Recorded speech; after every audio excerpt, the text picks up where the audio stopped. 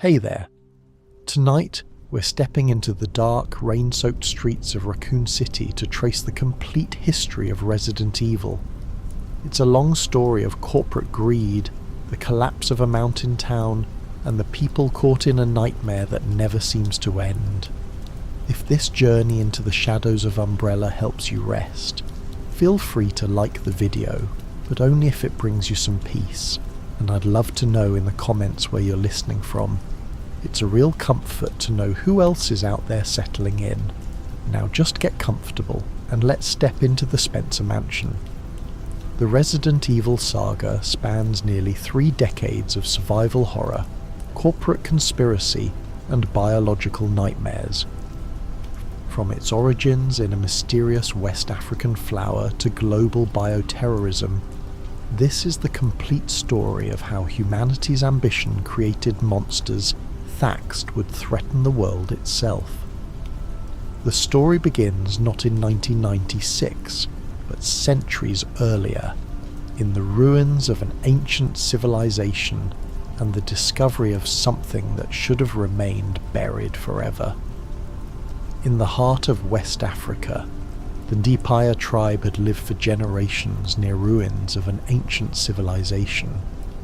Within these ruins grew a rare flower known as the Stairway to the Sun, a plant that contained something extraordinary and terrible, a virus that would eventually be called Progenitor. This virus had existed in the genome of many organisms for millions of years, lying dormant as inactive genetic material.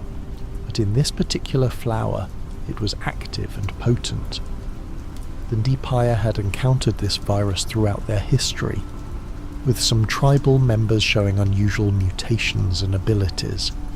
The tribe's rituals and traditions developed around these encounters, treating the affected individuals as special, though the true nature of what they were dealing with remained a mystery until the 20th century. In the 1960s, 3 men would discover this flower and change the course of human history. Lord Oswell E. Spencer was an aristocrat with ambitions far beyond his noble title. Dr. Edward Ashford was a brilliant scientist fascinated by virology and genetics. Dr. James Marcus was a researcher obsessed with the potential of viral manipulation. Together they travelled to West Africa following rumours of the Ndipaya tribe's unusual characteristics. On December 4th, 1967, the 3 men successfully isolated the progenitor virus from the Stairway to the Sunflower. What they discovered was a retrovirus capable of radically restructuring DNA, causing rapid mutations in living organisms. Most subjects died horrible deaths, but the potential for those who survived was staggering. Enhanced strength, regenerative abilities, and biological changes that defied conventional science. Spencer saw in the progenitor virus something beyond mere scientific curiosity. He envisioned a new stage of human evolution, a way to create a superior race with himself at its apex. Ashford was more interested in the medical applications, believing the virus could cure diseases and extend human life. Marcus was fascinated by the virus itself, viewing it as a tool for creating entirely new forms of life. In 1968, the 3 men founded the Umbrella Corporation, ostensibly a pharmaceutical company dedicated to improving human health. The company's public face was benevolent. They produced medicines, conducted medical research, and presented themselves as a force for good. But behind this facade, Umbrella's true purpose was the development of biological weapons derived from the progenitor virus. The company grew rapidly, establishing research facilities around the world. Umbrella became a multinational conglomerate with subsidiaries in pharmaceuticals, medical equipment, cosmetics, and consumer products. The legitimate businesses provided both cover and funding for the secret bioweapons research that was Umbrella's true focus. Dr. James Marcus was appointed as the first director of the Umbrella Management Training Facility, a secret installation hidden in the Arklay Mountains near Raccoon City. Here, Marcus conducted his research on the progenitor virus, attempting to create a more stable and controllable variant. His work was brilliant but disturbing. He experimented on leeches, creating creatures that could absorb and retain genetic information from their hosts. Marcus's research led to the development of the T-virus, short for tyrant virus, in the late 1970s. The T-virus was derived from progenitor, but was more infectious and caused more dramatic mutations. Subjects infected with the T-virus typically died and reanimated as zombies, mindless, aggressive creatures driven by an insatiable hunger for flesh. The virus spread through bodily fluids, making it highly contagious and difficult to contain. Among Marcus's students were two young prodigies who would become central to Umbrella's future, Albert Wesker and William Birkin. Both were recruited at age 16 to the management training facility, showing exceptional intelligence and aptitude for viral research. Wesker was cold and calculating, ambitious and willing to do whatever was necessary to advance. Birkin was obsessed with his work, viewing scientific achievement as the ultimate goal, regardless of ethical considerations. The two developed a complex relationship, part friendship, part rivalry, united by their brilliance and their willingness to cross moral boundaries that others wouldn't. They worked under Marcus, learning his techniques and contributing to the T-virus research. But they also reported to Spencer, who was growing concerned about Marcus's increasing instability and independence. In 1988, Spencer ordered Wesker and Birkin to assassinate James Marcus. The official story was that Marcus died in an accident, but in truth, Wesker and Birkin murdered their mentor and stole his research. Marcus's body was left in the abandoned training facility, but his leeches, creatures he had bonded with through years of experimentation, consumed his corpse and absorbed his genetic information. This would have consequences years later, when Marcus's consciousness somehow reconstituted itself within the leech colony, creating a grotesque hybrid entity driven by revenge. 10 years later, in July 1998, that revenge began. An Umbrella executive train travelling through the Arklay Mountains was attacked by leeches, the passengers infected and transformed into zombies. Among those on the train were Rebecca Chambers, a rookie medic with stars, Bravo team, and Billy Cohen, a former Marine lieutenant being transported to his execution for crimes he claimed he didn't commit. The two formed an unlikely partnership, fighting through the infected train and eventually making their way to the abandoned Umbrella training facility where Marcus had conducted his research. There, they discovered the truth about Marcus's resurrection. The leech colony had absorbed his memories and consciousness, creating a being that was both Marcus and something entirely new. A hive mind of leeches that could take human form. This Marcus-Leech hybrid had orchestrated the attacks as revenge against Umbrella, releasing the T-virus into the Arklay Mountains and setting in motion the events that would lead to the Mansion incident. Rebecca and Billy destroyed the facility and the Marcus creature, though not before the T-virus had spread throughout the region. Billy disappeared into the wilderness, and Rebecca reported him dead, giving him a chance at freedom. She would join the rest of Star's Bravo team shortly before they encountered the horrors of the Spencer Mansion. With Marcus gone, Wesker and Birkin were transferred to the Arklay Laboratory, a secret research facility hidden beneath a mansion in the Arklay Mountains.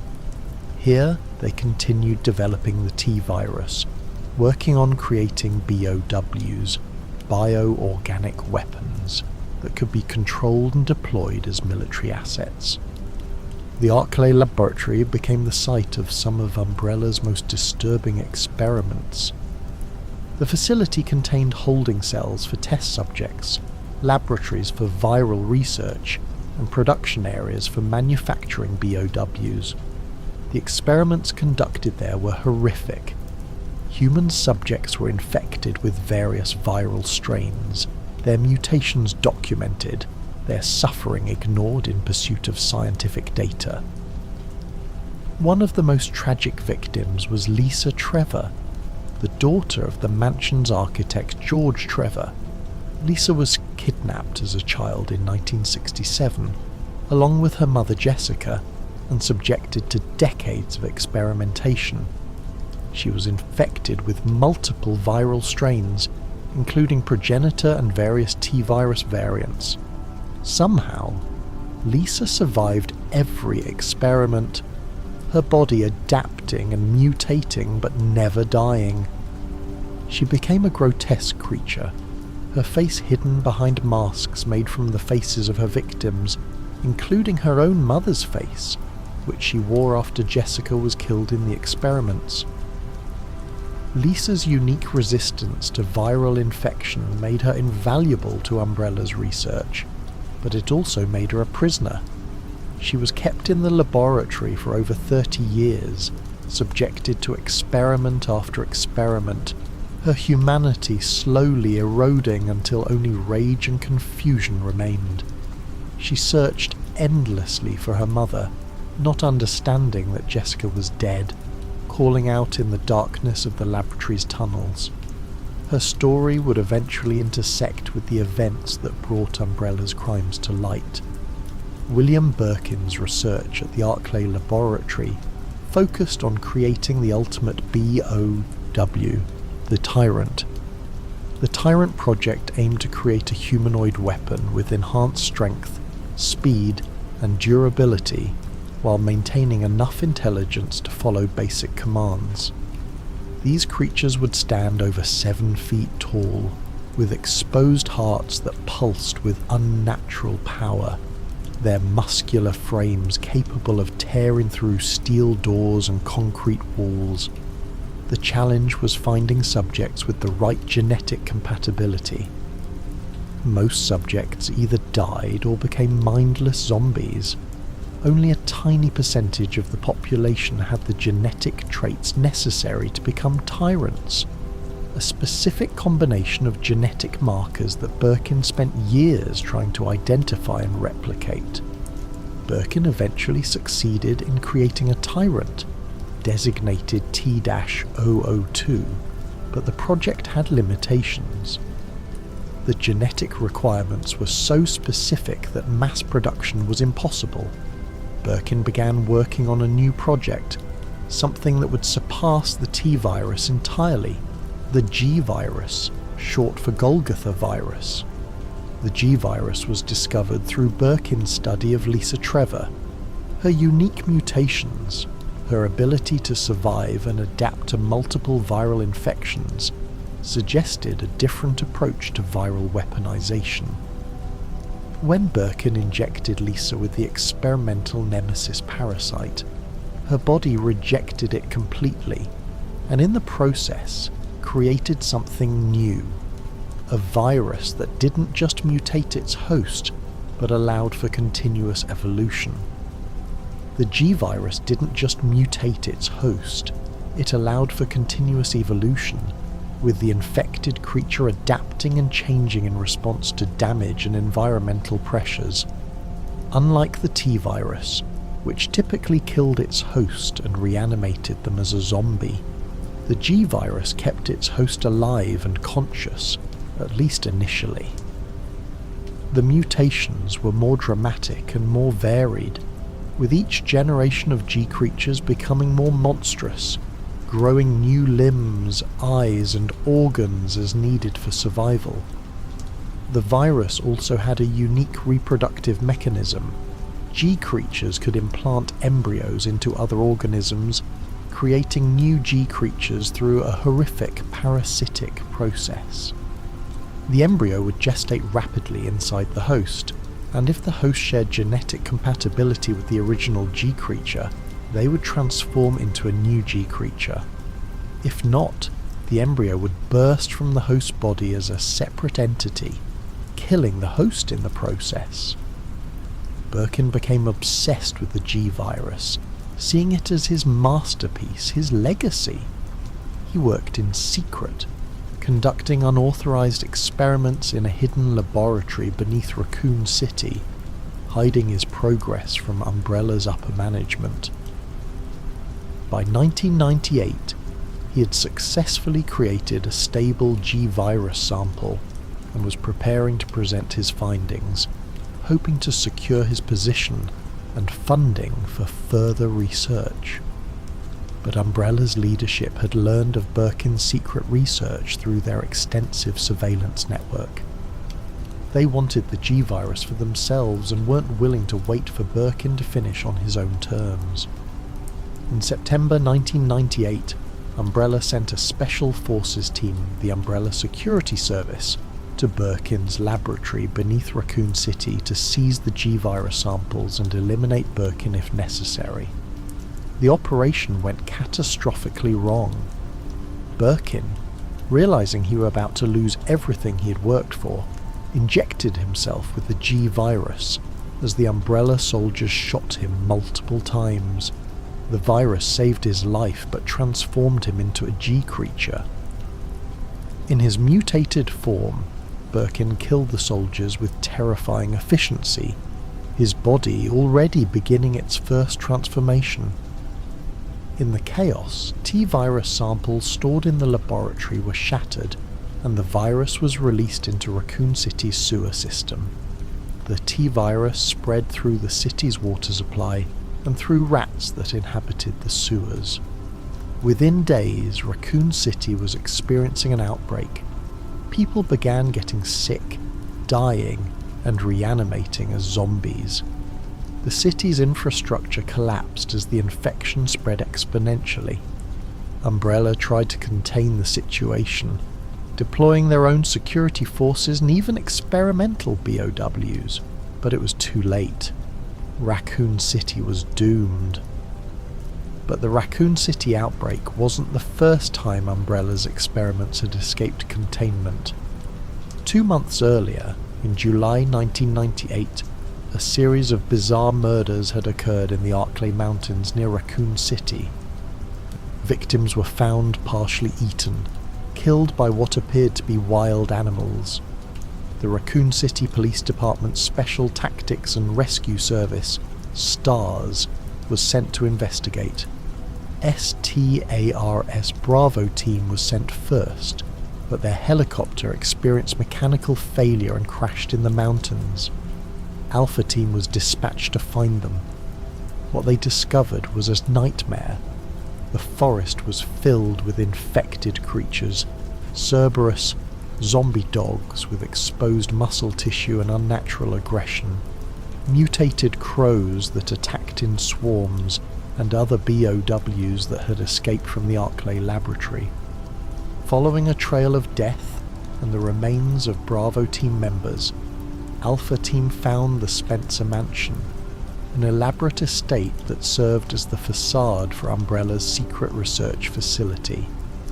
Inside the mansion, STARS members Chris Redfield, Jill Valentine, Barry Burton, and their captain Albert Wesker discovered the truth about Umbrella.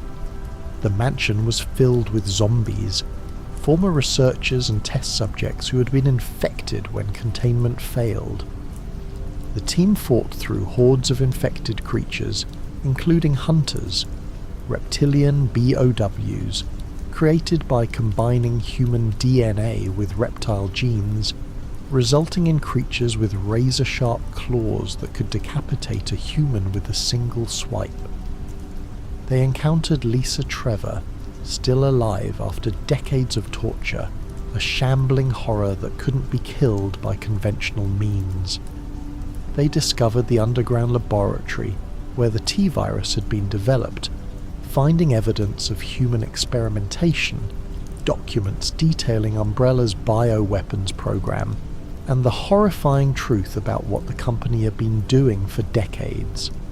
The facility contained holding cells where test subjects had been kept, observation rooms where their mutations had been documented, and disposal areas where failed experiments had been incinerated. The truth about Albert Wesker was revealed during this mission. Wesker was a double agent, working for Umbrella while serving as STARS captain. His mission was to test the BOW.S against trained combat personnel, using his own team as guinea pigs to gather combat data.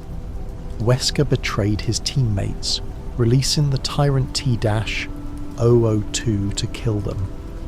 But the Tyrant, recognizing Wesker as an Umbrella employee, turned on him first, impaling him through the chest with its massive claws.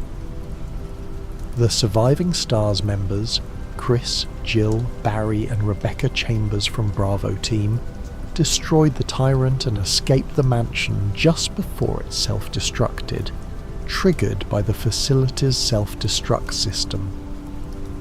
They returned to Raccoon City with evidence of Umbrella's crimes, but the company's influence was too great. Their reports were dismissed by the police chief, who was on Umbrella's payroll, and Umbrella's public relations machine went into overdrive, discrediting the survivors and covering up the incident. But Wesker wasn't dead. Before the mission, he had injected himself with an experimental virus provided by an unnamed organization that had been monitoring Umbrella's research. The Tyrant's attack triggered the virus, putting Wesker into a death-like state before he revived with enhanced strength, speed, and regenerative abilities. His eyes had changed, glowing red with cat-like pupils, and he could move faster than human eyes could track. Wesker escaped the mansion and went underground, beginning his own agenda separate from Umbrella, working for the rival organization that had given him his powers. 2 months later, the Raccoon City outbreak began in earnest. On September 23, 1998, the T-virus had spread throughout the city. The police tried to maintain order, but they were overwhelmed. Zombies filled the streets, attacking anyone they encountered. The city descended into chaos as the infection spread exponentially, with the zombie population doubling every few hours. Leon S. Kennedy, a rookie police officer, arrived in Raccoon City for his first day of work, unaware of the outbreak. He'd been delayed by a day due to personal issues, and that delay saved his life. If he had arrived on schedule, he would have been at the police station when it was overrun. Claire Redfield, a college student, came to the city searching for her brother Chris, a STARS member who had gone into hiding after the mansion incident. Leon and Claire met at a gas station on the outskirts of the city, both witnessing the horror of the outbreak firsthand. They fought their way into Raccoon City together, quickly realizing the scale of the disaster. A massive explosion separated them, and they each made their way to the Raccoon City Police Department, hoping to find safety and answers. The Raccoon City Police Department had become a fortress, with survivors barricading themselves inside. But the station was overrun, with zombies and other creatures filling its halls. The building had once been an art museum before being converted into a police station, and its elaborate architecture, with puzzles and hidden passages designed by the eccentric original owner, now served as both obstacle and salvation for survivors trying to navigate its corridors. Leon and Claire explored the police station separately, encountering other survivors including Ada Wong, a mysterious woman claiming to be searching for her boyfriend who worked for Umbrella, and Sherry Birkin, the 12-year-old daughter of William Birkin. The station was a maze of locked doors and puzzles, with zombies lurking in every corner. The building's history as an art museum meant that elaborate mechanisms and hidden passages filled the structure, creating both obstacles and escape routes for the survivors. Lickers prowled the hallways, horrifying mutations created when zombies were exposed to the T-virus for extended periods. These creatures had no skin, their exposed muscle tissue glistening with blood, their brains visible through translucent skulls. They were blind but hunted by sound, their elongated tongues capable of impaling victims from across a room, and their claws could tear through flesh and bone with ease. The survivors learned quickly to move silently, to avoid running or making sudden noises that would attract these predators. The lickers represented the T-virus's continued evolution. The infection didn't stop at death and reanimation, but continued to mutate the host, creating increasingly dangerous forms. The survivors discovered that the police chief, Brian Irons, had been on Umbrella's payroll for years, accepting bribes to cover up the company's activities. Irons had descended into madness as the outbreak consumed the city, killing survivors and engaging in disturbing behaviour in his private collection room, where he stuffed and displayed his victims like trophies. His corruption had prevented Stars from exposing Umbrella months earlier, and now his madness made him as dangerous as the creatures outside. Irons's descent illustrated how the outbreak didn't just create physical monsters, it revealed the monsters that had always existed within certain people, giving them license to act on their darkest impulses without consequence. Ada Wong revealed herself to be a spy working for a rival organisation, sent to retrieve a sample of the G-virus. Her relationship with Leon became complicated as genuine feelings developed despite her mission. She helped Leon navigate the city's underground areas, including the sewers where William Birkin, now a grotesque G-creature, hunted for his daughter Sherry. Birkin's mutations had progressed through multiple stages, his body growing larger, sprouting additional limbs and eyes, his human consciousness fading with each transformation. Each time he was injured, the G-virus would trigger another mutation, his body adapting and evolving to survive. By his final form, Birkin was barely recognizable as human, a mass of mutated flesh driven by the virus's imperative to survive and reproduce. Birkin had implanted a G-embryo in his own daughter, driven by the virus's imperative to reproduce.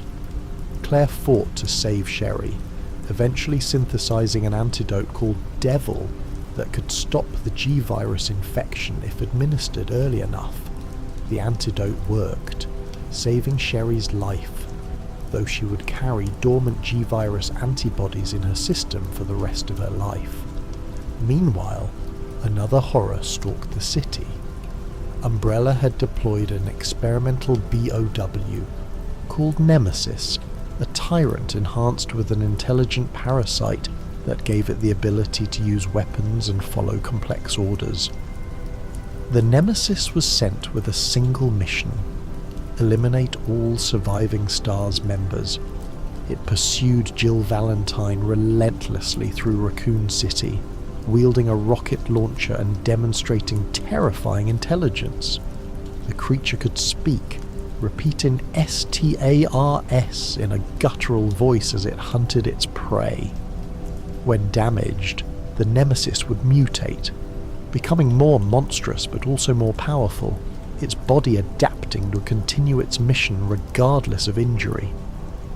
Unlike other BOWs that were mindless or barely intelligent, the Nemesis could think, plan, and adapt its tactics, making it one of the most dangerous bioweapons ever created. Jill had remained in Raccoon City after the mansion incident, trying to expose Umbrella despite the company's efforts to discredit her. When the outbreak began, she found herself trapped in the city with the Nemesis hunting her.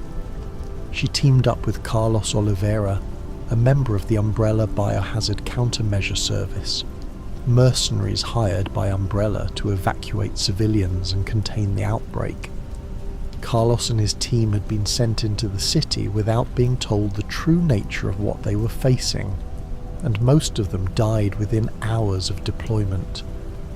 The UBCS soldiers were expendable assets in Umbrella's eyes, their real purpose being to test the Nemesis's combat effectiveness against trained military personnel.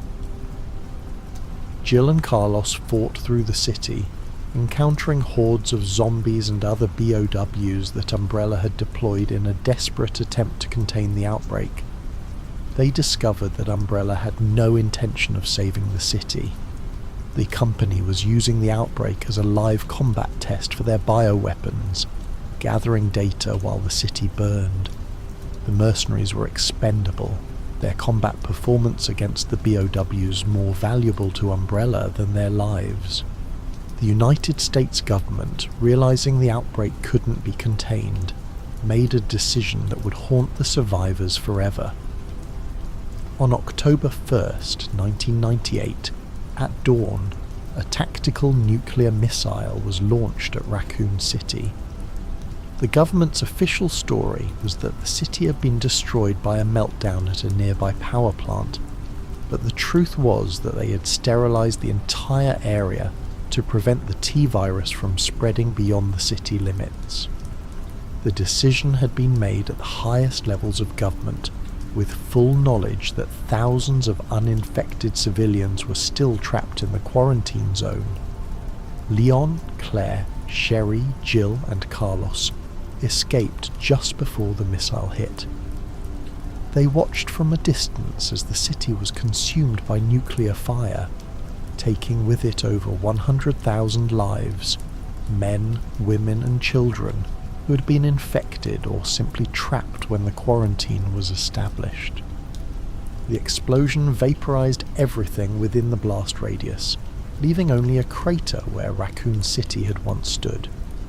The survivors carried the weight of that loss for the rest of their lives, knowing that they had lived while so many others had died, wondering if there had been another way, if more people could have been saved. The destruction of Raccoon City marked a turning point. Umbrella's crimes could no longer be hidden. Survivors testified before government committees, evidence was presented, and the company's stock plummeted. But Umbrella was a multinational corporation with resources and connections that extended into the highest levels of government. The company's leadership went underground, continuing their research in secret facilities around the world, while their public face crumbled. Albert Wesker had been watching these events unfold, gathering his own samples and data. He had obtained a sample of the G virus from the ruins of Raccoon City, and was working with the rival organisation that had given him his powers. This organisation, known only as the Organisation in Intelligence Reports, was interested in bioweapons for their own purposes, and Wesker was their most valuable asset. In 1998, shortly before the Raccoon City outbreak, another incident had occurred on Rockford Island, a private island in the Southern Ocean that housed an Umbrella military training facility and prison. Claire Redfield had been captured while infiltrating an Umbrella facility in Paris, searching for her brother Chris.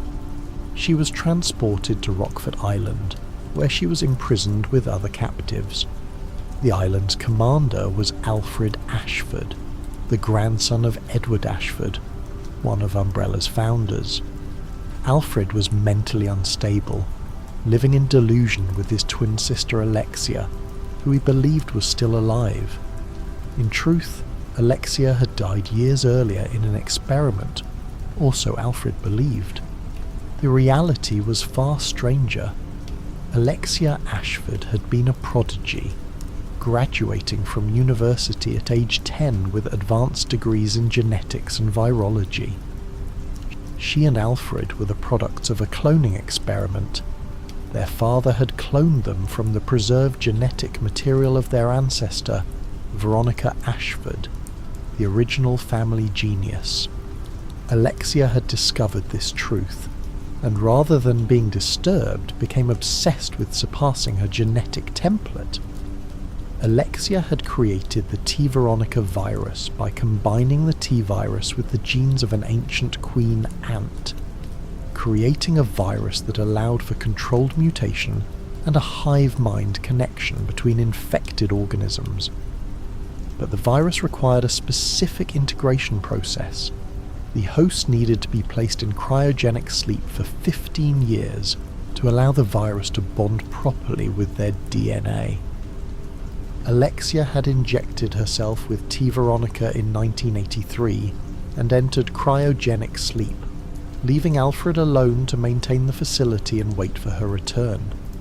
A rival organisation attacked Rockford Island in December 1998, releasing the T-virus into the facility as a distraction while they searched for information about Umbrella's research.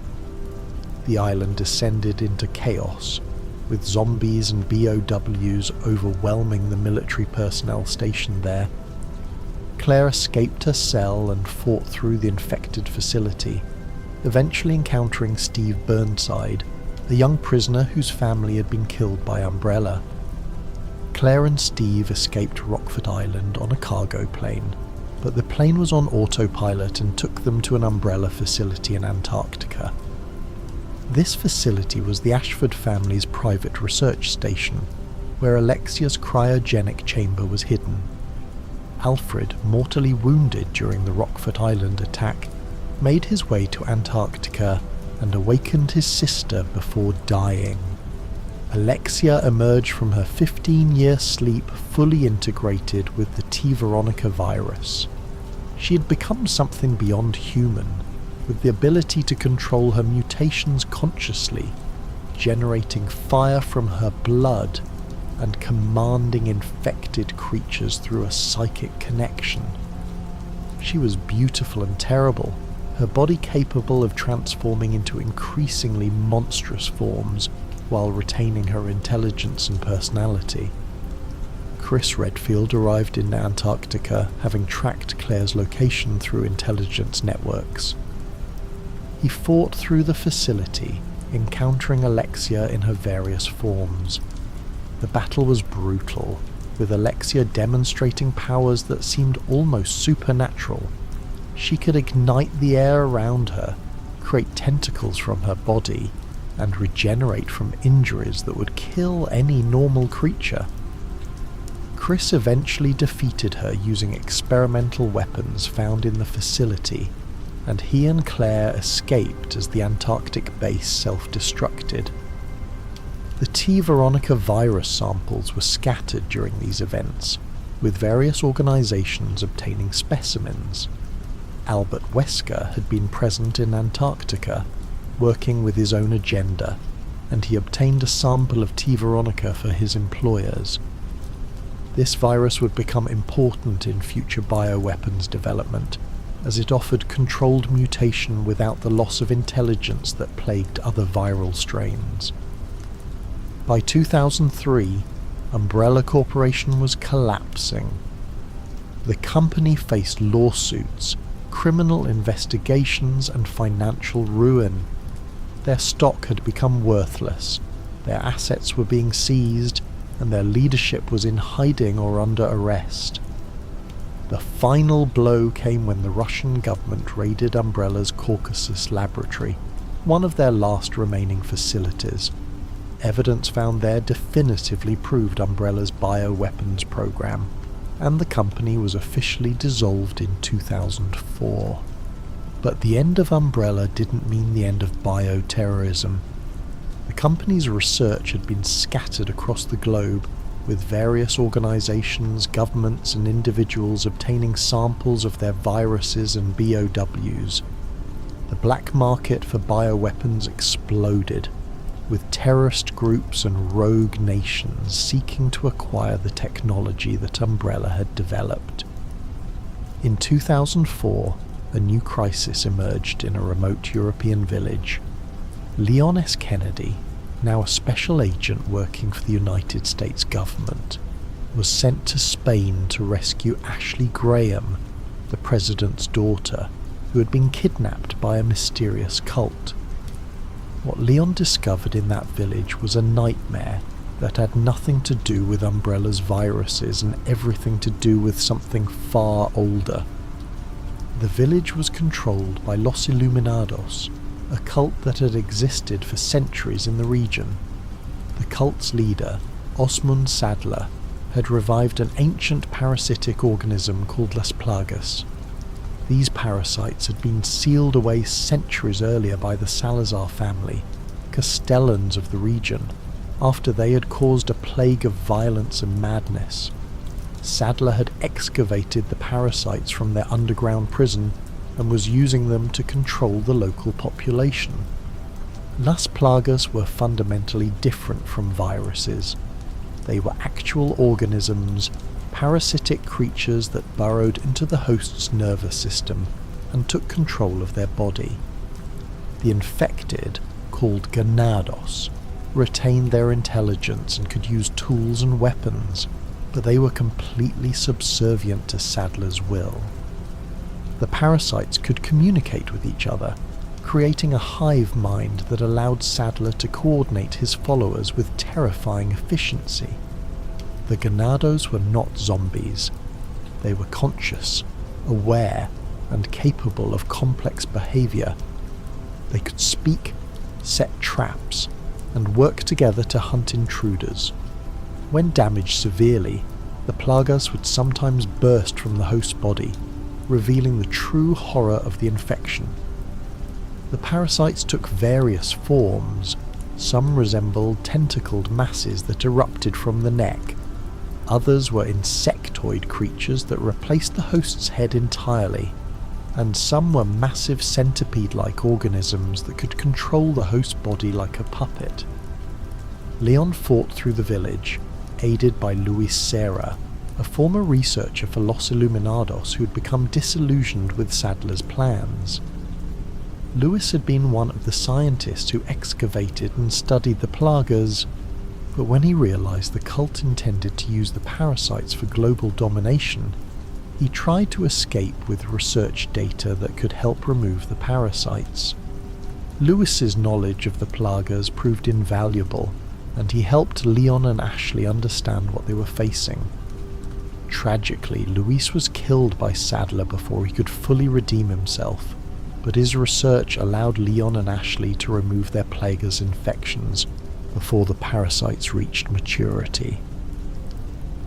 Leon continued through the castle of Ramon Salazar, a Castellan who had betrayed his family's legacy by joining Los Iluminados, and an island facility where Sadler conducted his experiments.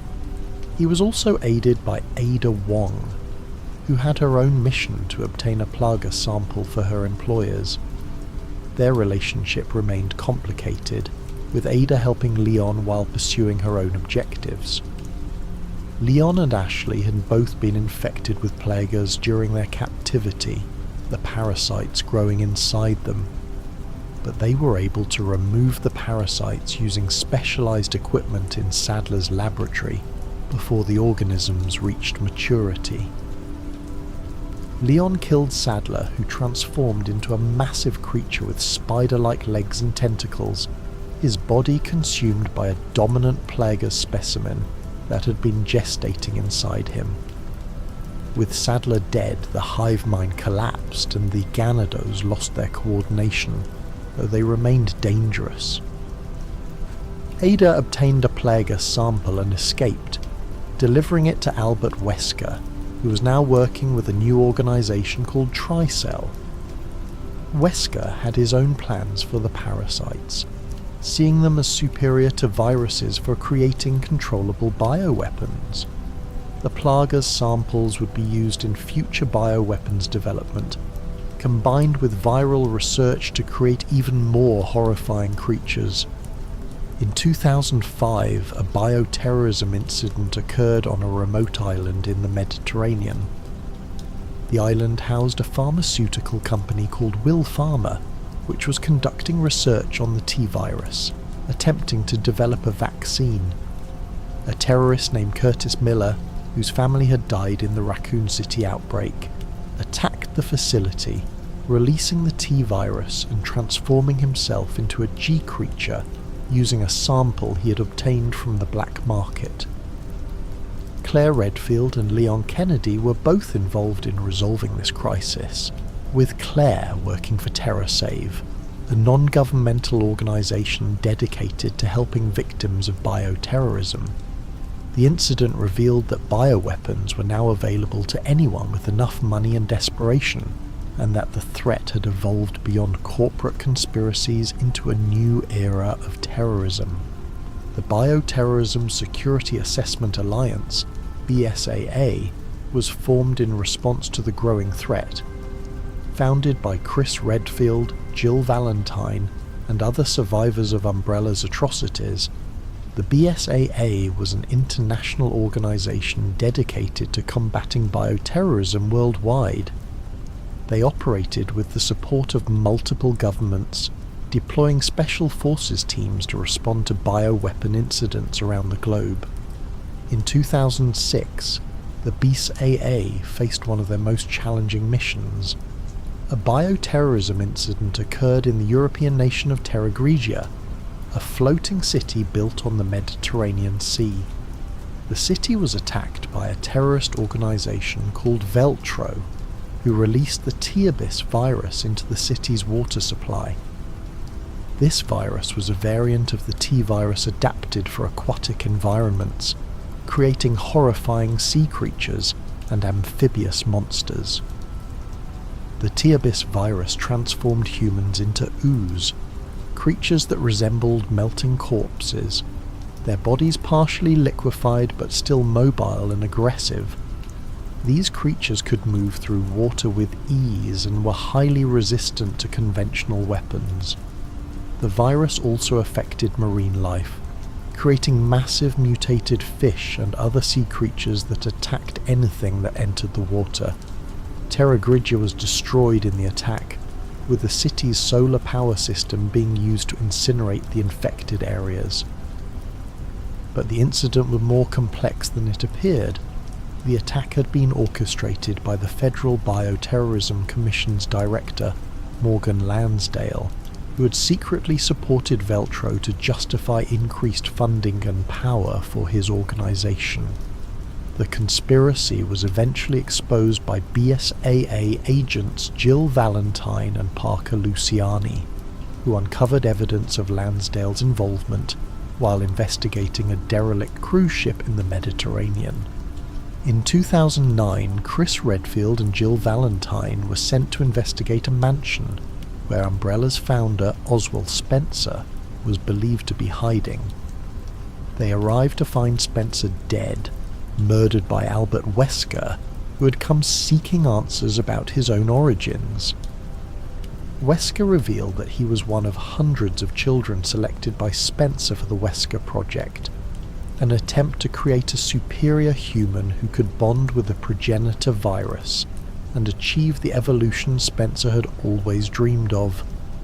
Most of the Wesker children had died when infected with the virus, but Albert had survived and gained superhuman abilities. He had spent years searching for Spencer, wanting to understand his purpose and his place in Spencer's grand design. But when he finally confronted Spencer, the old man's answers were disappointing. Spencer had simply wanted to become a god, to rule over a new race of evolved humans with himself as their creator. Wesker killed Spencer in disgust and left, but not before encountering Chris and Jill. The battle between Wesker and the two BSAA agents was brutal. Wesker's enhanced abilities made him nearly invincible. He could move faster than they could see, his strength allowed him to punch through concrete, and his regenerative abilities meant that injuries that would kill a normal person barely slowed him down. Jill sacrificed herself to save Chris, tackling Wesker through a window and falling with him into a chasm below.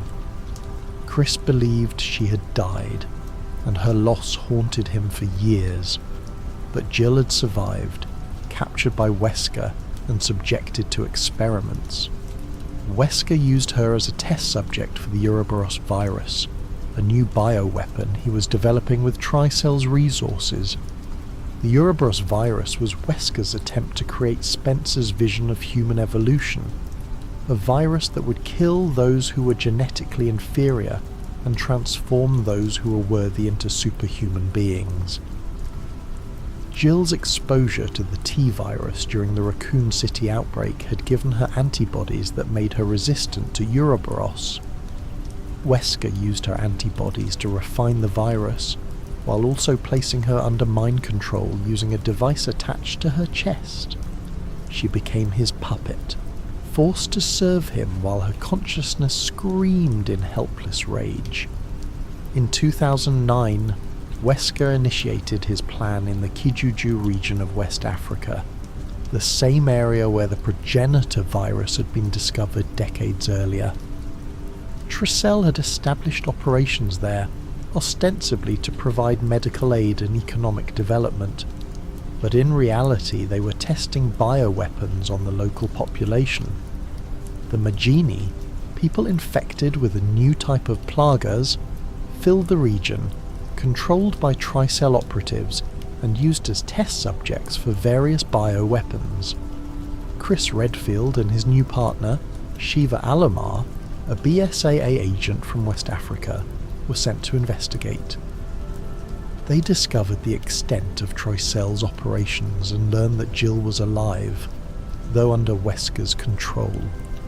The mission became personal for Chris as he fought to save his partner while stopping Wesker's plan to release Ouroboros globally. Wesker's plan was apocalyptic in scope. He intended to release Ouroboros into the atmosphere using missiles, infecting the entire human population. Most people would die horrible deaths, their bodies consumed by the virus and transformed into writhing masses of black tentacles.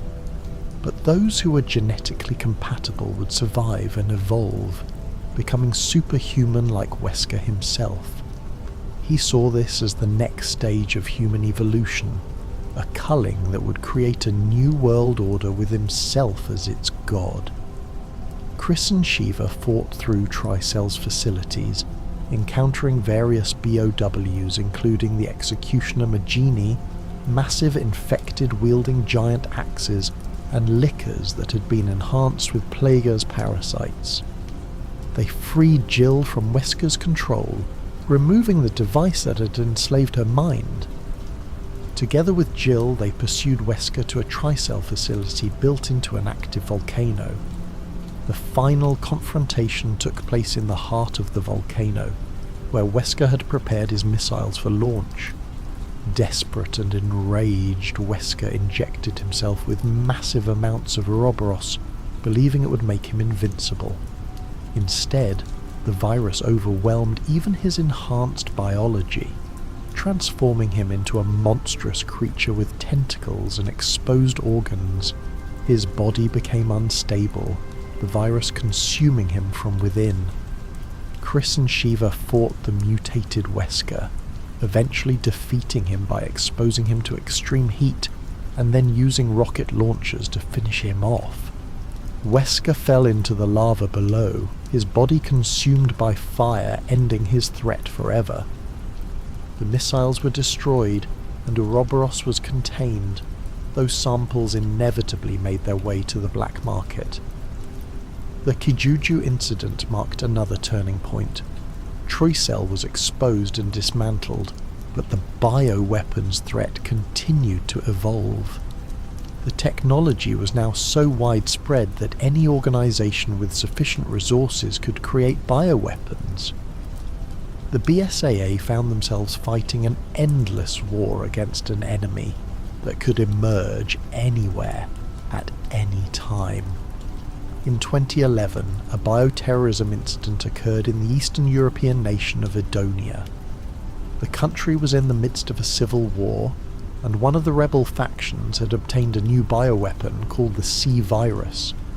This virus was created by combining the T. veronica virus with the G virus, resulting in a pathogene that could create various types of mutations depending on how it was administered.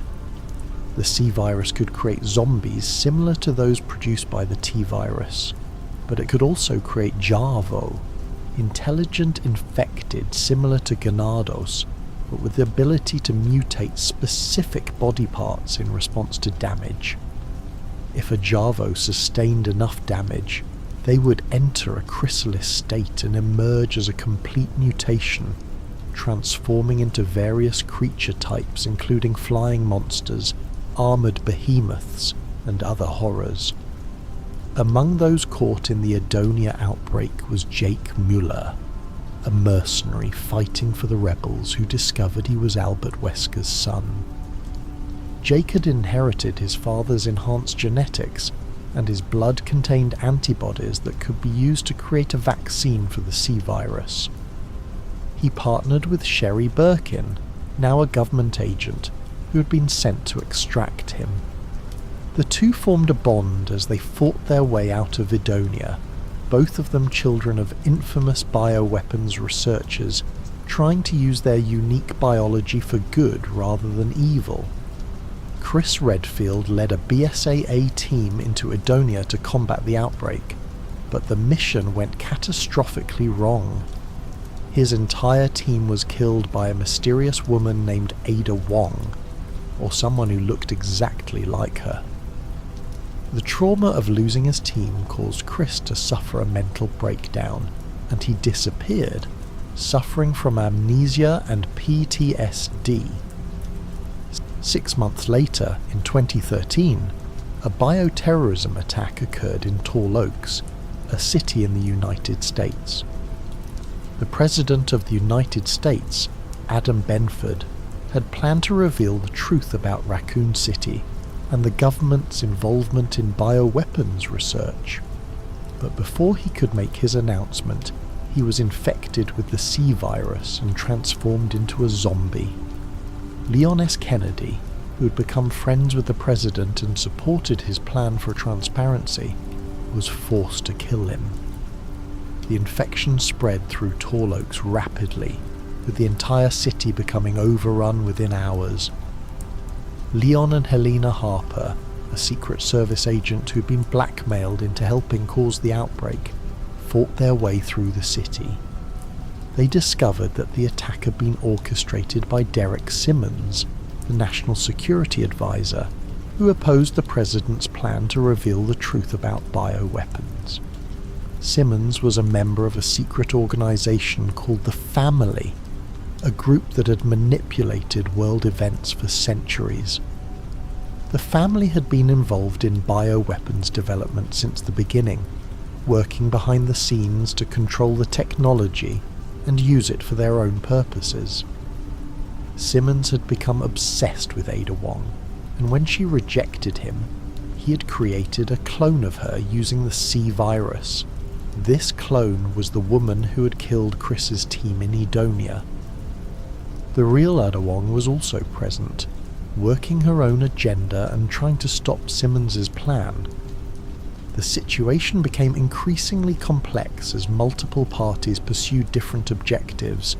Leon and Helena trying to expose Simmons, Chris and his new partner Piers Nivens hunting for Ada, and Ada herself working to clear her name and stop the family. The crisis expanded beyond Tall Oaks to the Chinese city of Lanxiang, where Simmons had planned a massive bioterrorism attack to cover his tracks. The city was infected with the C virus, creating a massive outbreak in one of the world's most populous urban areas. The BSAA deployed in force, fighting to contain the infection, while millions of civilians were evacuated. Simmons, exposed and desperate, injected himself with an enhanced strain of the C virus, transforming into a series of increasingly monstrous forms. His obsession with Ada had twisted the virus's effects, causing his mutations to incorporate elements of her appearance in grotesque ways. Leon and Helena pursued him through Lanxiang, eventually killing him after a prolonged battle that saw him mutate multiple times. Chris confronted the Ada clone, eventually realising she wasn't the real Ada Wong. His partner Piers sacrificed himself to save Chris, injecting himself with the C-virus to gain the power needed to defeat a massive BOW called House. Piers' death, coming so soon after the loss of his team in Edonia, left Chris devastated, but also gave him the resolve to continue fighting. The real Ada Wong confronted Carla Radames, the woman who had been transformed into Ada's clone, and killed her. Ada then destroyed the family's underwater facility where the C-virus had been developed, though not before samples had been distributed to various parties. The incident ended with massive casualties, but also with the exposure of the family's existence, though the organisation's full extent remained hidden. In 2014, another crisis emerged on Suchestvovany Island, a remote location in the Arctic where a former Umbrella facility had been abandoned. The island had become a prison for political dissidents, operated by a corrupt warden who had discovered the facility's secrets. The warden, Albert Wesker, was another survivor of the Wesker project, and had been conducting her own experiments with the T-virus and other bioweapons. Albert Wesker had become obsessed with achieving immortality, fearing death above all else. She had developed a process to transfer her consciousness into another body, using a virus she called T-Phobos. This virus was unique in that it only activated when the host experienced intense fear, making it ideal for psychological experiments. Alex had been testing the virus on the island's prisoners, studying their fear responses and refining her consciousness transfer process. Claire Redfield and Moira Burton, daughter of Barry Burton, were kidnapped and brought to the island, along with other victims. They awoke wearing bracelets that monitored their fear levels and injected them with T-Phobos when they experienced terror. The island was a nightmare of infected creatures and psychological torture, with Albert Wesker watching and conducting her experiments. Barry Burton came to the island searching for his daughter, accompanied by Natalia Korda, a young girl who had been one of Alex's test subjects. The situation was complicated by a time discrepancy. Claire and Moira's experiences on the island had occurred 6 months before Barry's arrival, though they didn't realise it at the time. Albert Wesker's plan ultimately failed. Her consciousness transfer was incomplete, leaving her trapped in a monstrous form while her intended host, Natalia, retained her own personality. But a fragment of Alex's consciousness remained dormant in Natalia's mind, waiting for an opportunity to emerge. The survivors escaped the island, but the threat of Albert Wesker's legacy remained.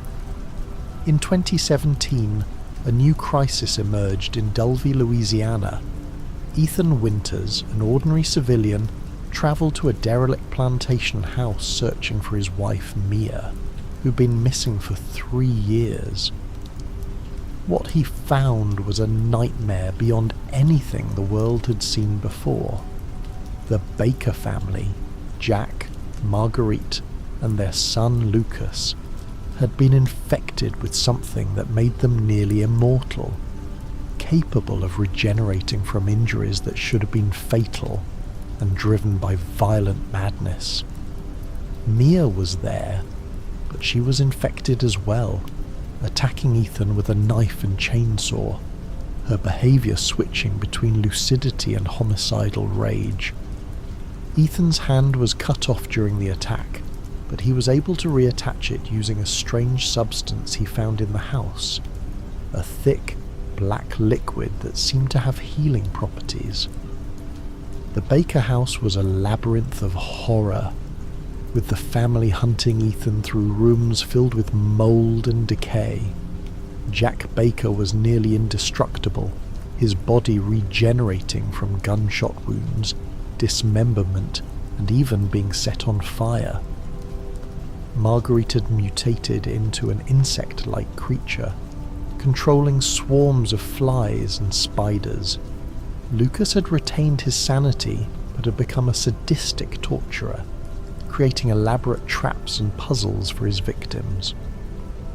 The source of the infection was revealed to be a bioweapon called Eveline, a young girl created by a rival bioweapons company called the Connections. Eveline was a BOW designed to infiltrate and control populations through a psychotropic mold that she could generate and control. The mold allowed her to infect people, control their minds, and create a family that would be loyal to her. She'd been transported on a cargo ship 3 years earlier, with Mia working as a handler, but Eveline had escaped containment and infected the ship's crew. The ship had crashed near the Baker property, and Eveline had infected the family, forcing them to become her surrogate parents. The mold that Eveline produced was unlike any bioweapon seen before. It was a fungal organism with properties that seemed to defy biology. It could heal injuries, regenerate tissue, and even preserve consciousness after death. The mold connected all infected individuals in a psychic network, allowing Eveline to control them and share their experiences. It could also create moulded, humanoid creatures formed entirely from the mould that served as Eveline's soldiers. Ethan fought through the Baker property, eventually confronting Eveline, who had aged rapidly due to instability in her genetic structure. She'd become an elderly woman, desperate and insane, her powers failing as her body deteriorated. Ethan killed her using a specialized toxin provided by the BSAA, which had been monitoring the situation. But in the process, Ethan was exposed to the mold, becoming infected himself, though he didn't realize it at the time. Chris Redfield appeared at the end of the incident, leading a team to extract Ethan and Mia. But something was wrong. Chris was working for an organization called Umbrella, wearing their logo on his uniform. This new Umbrella was supposedly a private military company dedicated to fighting bioterrorism, formed by former Umbrella employees who wanted to atone for their company's crimes. But their use of the Umbrella name and logo raised questions about their true intentions.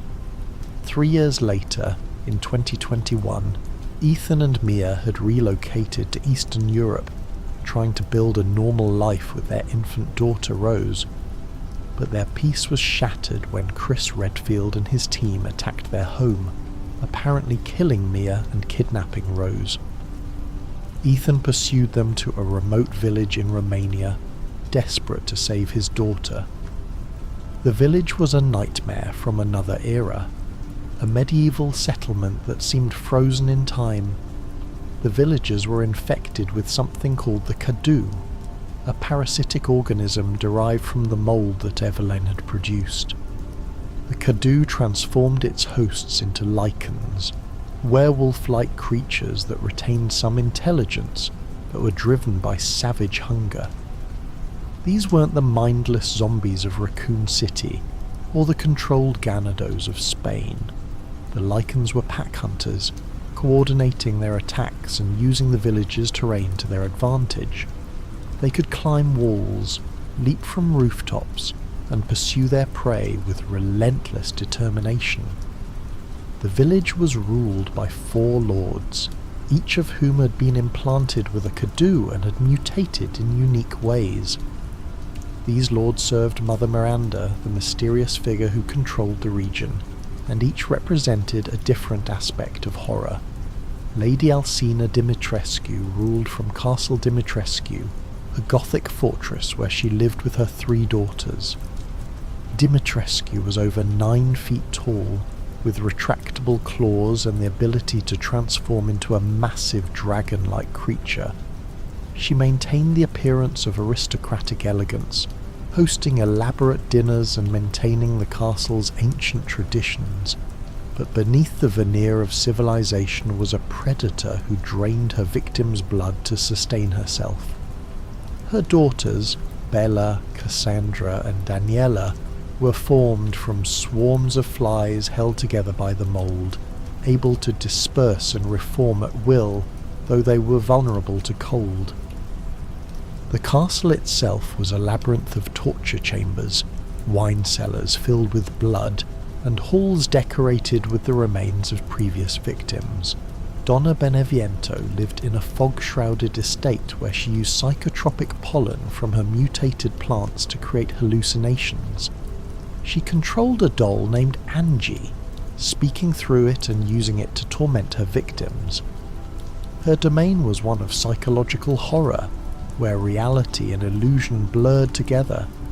Visitors to her estate would find themselves trapped in nightmares, drawn from their own fears and memories, unable to distinguish between what was real and what was manufactured by the pollen. Donna herself was deeply disturbed, her Cadu infection having amplified her mental illness and given her the power to make others experience her fractured perception of reality. Salvatore Moreau inhabited a reservoir, his body transformed into a fish-like monstrosity. He was the most pathetic of the lords, desperate for approval and love, his mutations having left him deformed and in constant pain. He could vomit acidic substances and transform into a massive aquatic creature. Unlike the other lords who had embraced or at least accepted their transformations, Moreau was tormented by what he had become, viewing himself as a failure and desperately seeking Mother Miranda's affection. His domain was a flooded village and reservoir system, where he lurked in the murky waters, emerging to attack anyone who entered his territory. Karl Heisenberg controlled a factory where he conducted experiments combining the Cadu with mechanical augmentation, creating cyborg creatures called soldats. These were corpses implanted with Cadu parasites and fitted with mechanical parts, creating shambling horrors that were part zombie, part machine. Heisenberg had the ability to control metal through electromagnetic manipulation, and he harboured a deep hatred for Mother Miranda, the woman who ruled over the village and the four lords. He saw Ethan as a potential ally against Miranda, offering to work together to overthrow her, though his methods and motivations were questionable at best. Mother Miranda was the key to everything. She had lived in the village for over a century, having discovered the Megamycete, a massive fungal colony that existed beneath the village. The Megamycete was ancient, possibly thousands of years old, and it had absorbed the consciousness and memories of everyone who had died in the village over the centuries. It was a repository of human experience, a biological archive that preserved not just genetic information but thoughts, feelings and identities.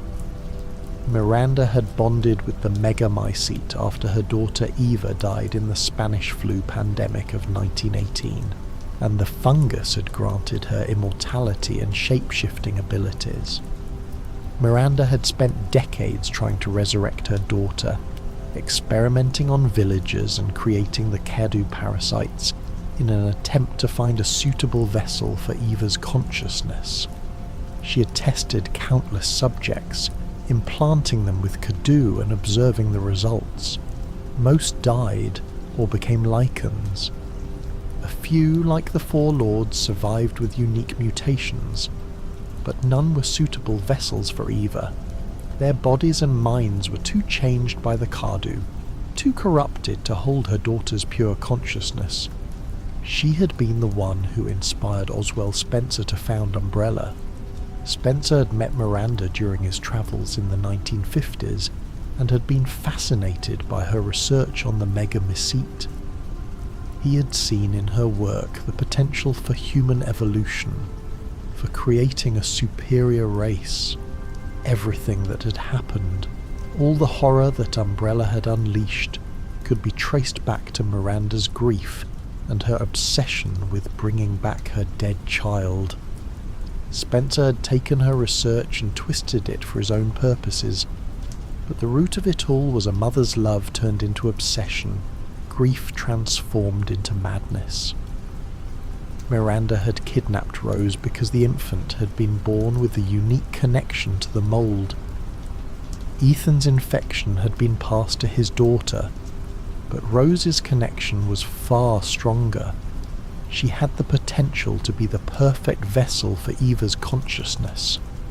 Miranda had killed Mia and taken her place using her shape-shifting abilities, living with Ethan for months while studying Rose.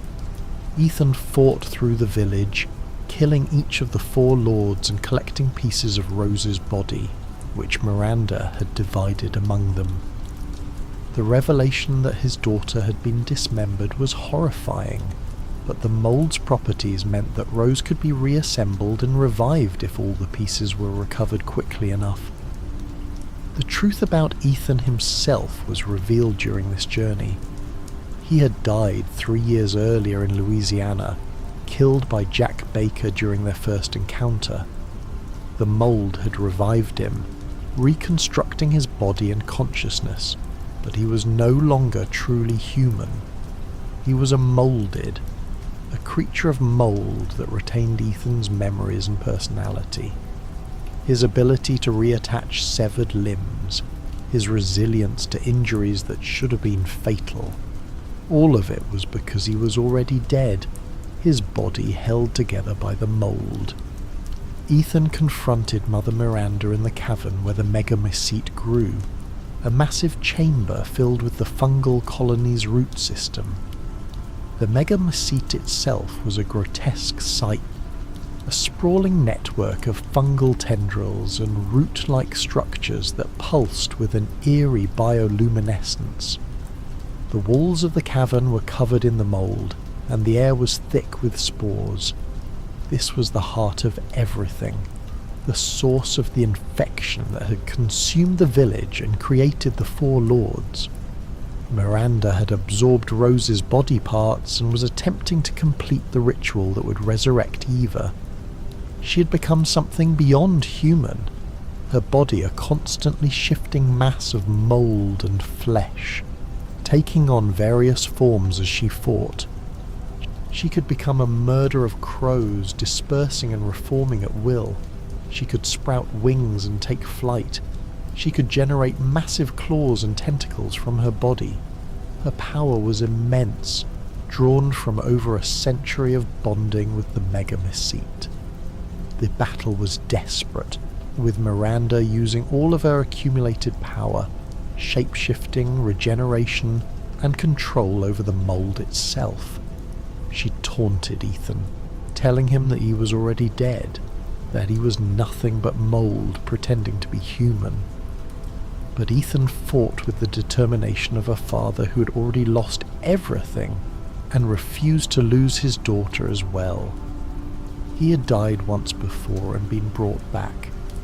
He had lost his hand, his heart had been ripped out, and he had been impaled, burned, and torn apart. None of it had stopped him, because he had something Miranda had lost, a reason to keep fighting that wasn't rooted in the past but in the future. Chris Redfield and his team arrived, revealing that they had been working to stop Miranda all along. The woman Chris had killed in Ethan's home had been Miranda in disguise, not Mia. Chris had discovered Miranda's plan months earlier through intelligence gathered by the reformed Umbrella Corporation, now called Blue Umbrella, a private military company formed by former Umbrella employees seeking redemption. Chris had been trying to protect Ethan and Rose, but his methods had been harsh and had left Ethan in the dark about the true threat. The revelation that Chris had killed Miranda, not Mia, changed everything for Ethan. The anger and betrayal he had felt toward Chris evaporated, replaced by understanding and gratitude. Chris had made the difficult choice to let Ethan believe his wife was dead, rather than reveal the truth about Miranda's infiltration, knowing that Ethan would have tried to save her and likely gotten himself and Rose killed in the process. Together, they fought Miranda in her final form. The battle was brutal, with Miranda drawing power from the megamycete itself, the fungal colony responding to her will and sending tendrils and spores to attack them. The cavern shook with the force of their conflict, and it became clear that the megamycete was destabilizing. Miranda's connection to it was so deep that her death would likely destroy the entire colony, taking the village and everyone in it with her. Eventually they weakened Miranda enough for Ethan to deliver the final blow. As she died, her body crumbling into mould and spores, she whispered Eva's name one last time.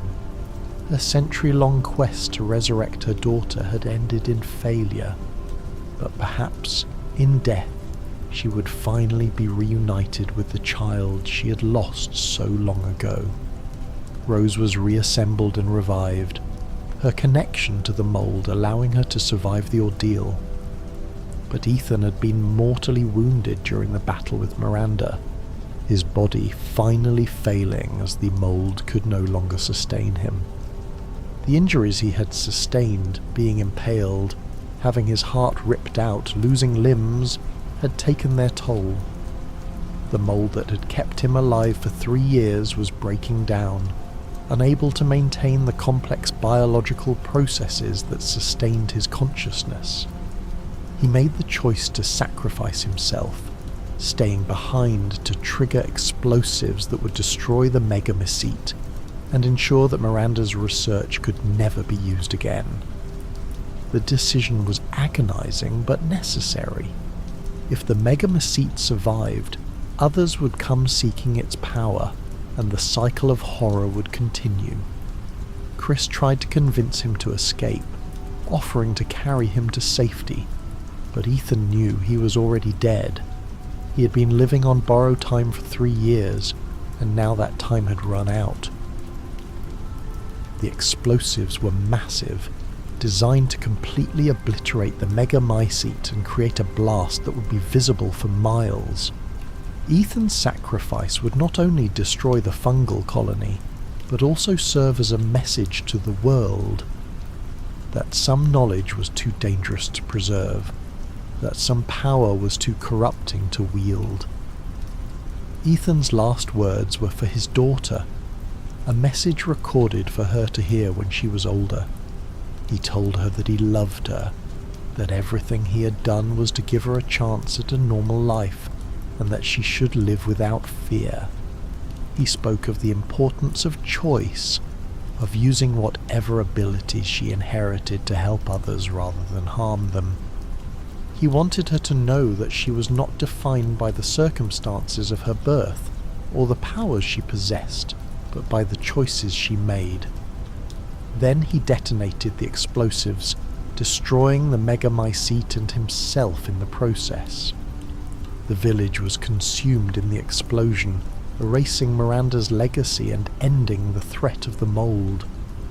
The blast created a crater where the village had once stood, similar to what had happened to Raccoon City decades earlier. Once again, the only way to stop a bioweapon threat had been complete destruction. Rose grew up under the protection of Chris Redfield and the BSAA, raised by Mia and watched over by those who had known her father. She inherited Ethan's connection to the mould, possessing abilities that made her unique. She could sense and manipulate the mould, and she had a connection to the megamycete's consciousness even after its physical form was destroyed. These abilities manifested in various ways as she grew older. She could sense bioweapon infections in others, she could communicate with mold-based organisms, and she had enhanced healing abilities that allowed her to recover from injuries that would be fatal to normal humans. But these gifts came with a price. Rose was different from other children, and that difference made her a target for both those who would exploit her abilities and those who feared them. She was homeschooled to protect her from exposure, but she longed for normal social interaction. The few times she was allowed to interact with other children, she was bullied and ostracized for her strange abilities and the circumstances of her birth. The government agencies that monitored her were divided on what to do with her. Some saw her as a valuable asset, a living weapon that could be used to combat bioterrorism. Others viewed her as a potential threat, a walking bioweapon that could lose control and cause another outbreak. Rose was aware of these debates, and they weighed heavily on her young mind. She began to see herself as a monster, as something that shouldn't exist. 16 years later, in 2037, Rose was a teenager struggling with her identity. Her abilities made her different, and she was bullied and isolated because of them. She was approached by a mysterious organization that offered to remove her powers to make her normal. Desperate to fit in and tired of being treated as a freak, Rose agreed to undergo a procedure that would sever her connection to the mold. The procedure required Rose to enter a virtual realm created from the Mega Mesite's preserved consciousness. This realm, called the Realm of Consciousness, was a twisted reflection of memories and experiences absorbed by the Mega Mesite over the centuries. Rose found herself in a distorted version of the village where her father had died, populated by manifestations of the mold and fragments of consciousness that had been absorbed by the fungal colony. The realm was a nightmarish landscape where reality followed dream logic. Buildings shifted and changed, corridors led to impossible spaces, and the very air seemed alive with malevolent intent. The mold had absorbed not just the consciousness of those who died near it, but their fears, their traumas, and their darkest memories.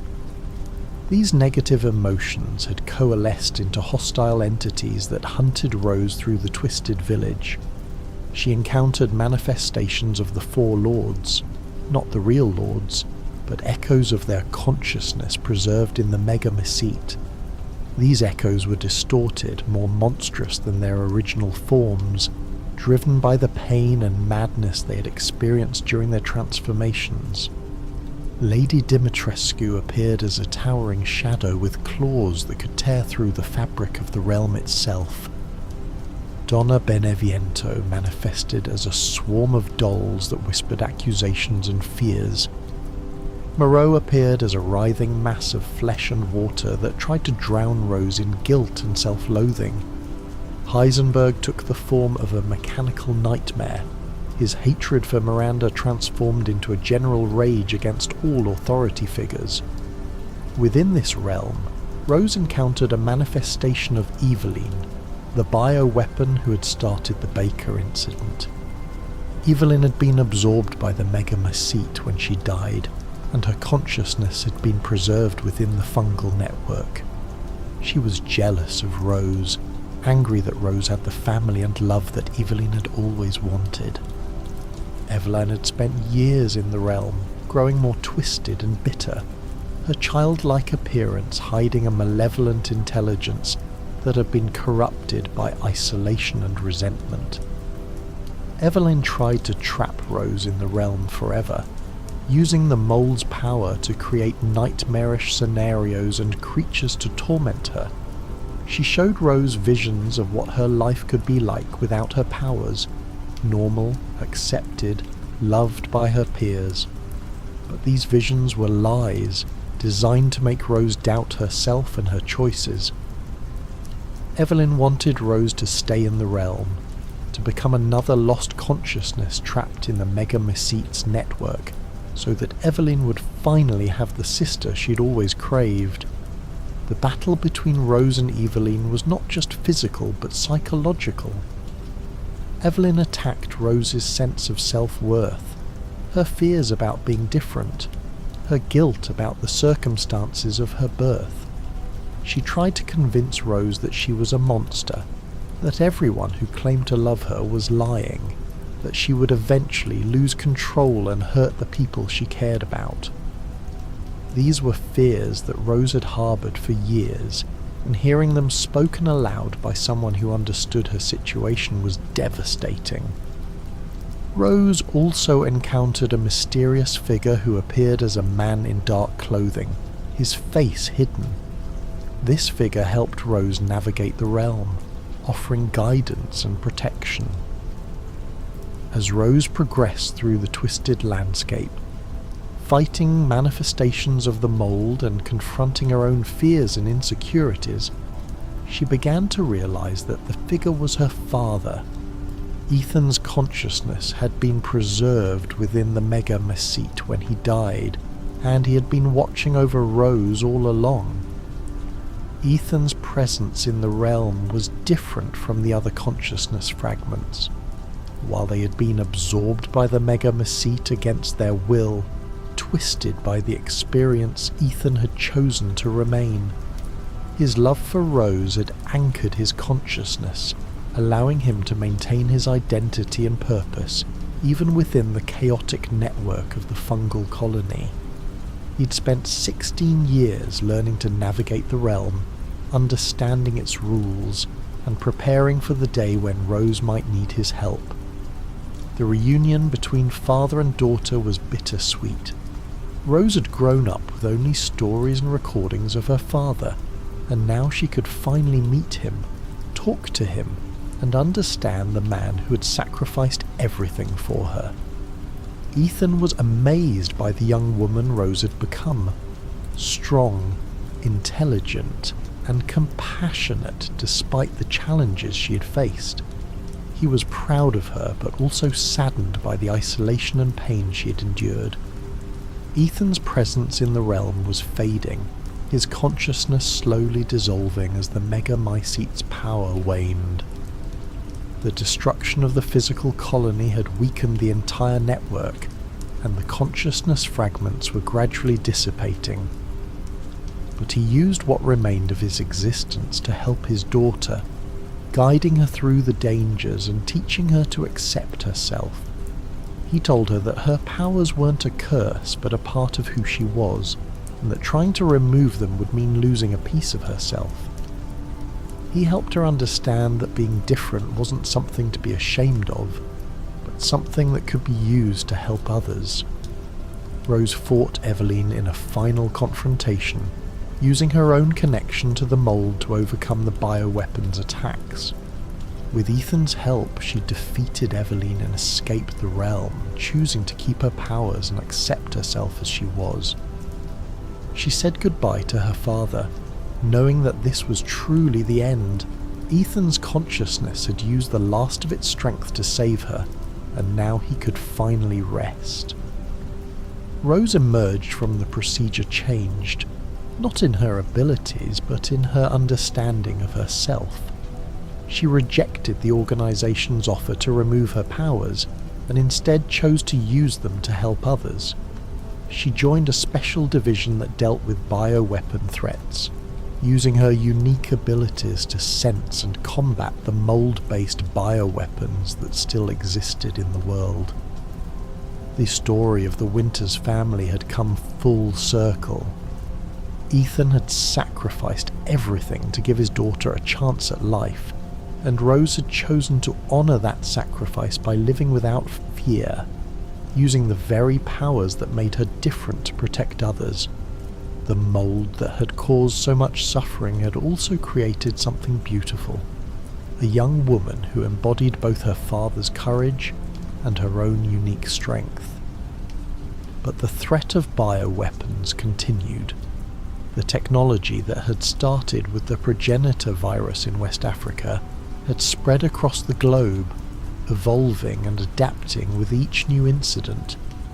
The BSAA, now a massive international organisation, fought an endless war against bioterrorism, but they were also becoming part of the problem. The organisation had begun using activists themselves, deploying bioweapons to fight bioweapons, crossing the very line they had been created to defend. Chris Redfield found himself at odds with the BSAA's new direction, questioning whether the organisation had lost its way. The use of bioweapons, even for supposedly noble purposes, was exactly what Umbrella had claimed to be doing. The line between protector and threat had blurred, and Chris wondered if they were becoming the very thing they had fought against for so long. The survivors of the bioweapons crisis, Chris, Jill, Leon, Claire and the others, had spent decades fighting an enemy that couldn't be defeated, only contained. They had saved millions of lives, exposed corporate crimes, and prevented global catastrophes. But they had also watched the threat evolve and spread, becoming more accessible and more dangerous with each passing year. The black market for bioweapons had turned what was once corporate conspiracy into a tool available to anyone with enough money and desperation. Jake Muller represented a strange hope in this dark landscape. Wesker's son had chosen to use his inherited abilities to help create vaccines rather than weapons, working with Sherry Birkin to develop treatments for C-virus infections. The children of bioweapons researchers, Sherry, Jake, Rose, had all chosen paths different from their parents, using their unique circumstances to heal rather than harm. Perhaps that was the real legacy of the bioweapons crisis, not the monsters that had been created, but the choice each generation made about what to do with the knowledge and abilities they inherited. The world had changed irrevocably since that day in 1967 when Spencer, Ashford and Marcus discovered the progenitor virus. The knowledge of how to manipulate life at its most fundamental level couldn't be erased, and the temptation to use that knowledge for power would always exist. But the survivors had proven that courage, compassion, and determination could stand against even the darkest horrors humanity could create. From the Spencer Mansion to the Baker House, from Raccoon City streets to the Romanian Village, from Umbrella's laboratories to Mother Miranda's experiments, the story of Resident Evil was ultimately about the cost of ambition and the price of survival. It was about ordinary people forced to become heroes, about the monsters that lurked not just in laboratories but in human hearts, and about the choice to keep fighting even when victory seemed impossible. The saga continued, with new threats emerging and new heroes rising to face them. The technology existed, the knowledge persisted, and the temptation remained. But so did the memory of what had been lost, the determination to prevent further tragedy, and the hope that humanity could learn from its mistakes before it was too late. In the end, the greatest weapon against bioterrorism wasn't advanced technology or military might. It was the refusal to give up, the commitment to protect others, and the belief that even in the darkest night dawn would eventually come.